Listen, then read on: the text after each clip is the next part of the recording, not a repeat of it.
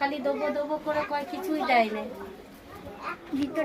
রাশনের চালটাও ভালো পায় না, সে বড় কাট করে দিয়েছে। হ্যাঁ হ্যাঁ, 4 কেজি করে চাল পায়।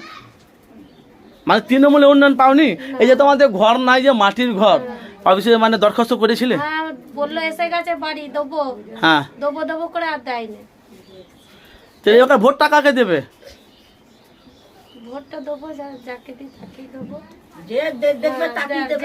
তাকেই দেবো, সে তো নিশ্চয়ই। মানে CPM, Congress, BJP, Trinamool, ISF যে কাজ করবে আপনারা তাকে ভোট দেবে। যার কাজ ভালো দেখবো তাকেই দেবো। আর যদি কেউ কাজ না করতে ভোট কি করবেন?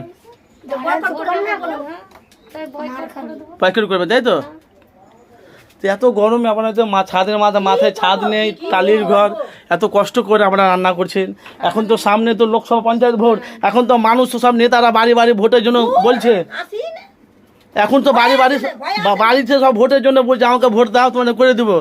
এটা তাহলে আপনাদের কাছে অবশ্যই আসবে, যে পার্টি হোক আসবে।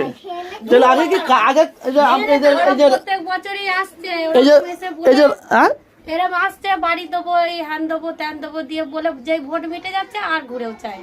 ও মানে ভোটের আগে নেতাদেরকে দেখতে পান, ভোট মিটে গেলে আর কারো দেখা সাক্ষাৎ নেই। আর সেই ভোটের ইলেকশনে ঠিক এসে ঢুকবে, হ্যাঁ তাদেরকে চিনতেই পারবো না। না। আচ্ছা, আপনার নাম কি? প্রতিমা দাস। বাড়ি? এই তো পুরপুরা কালীতলা। কালীতলা।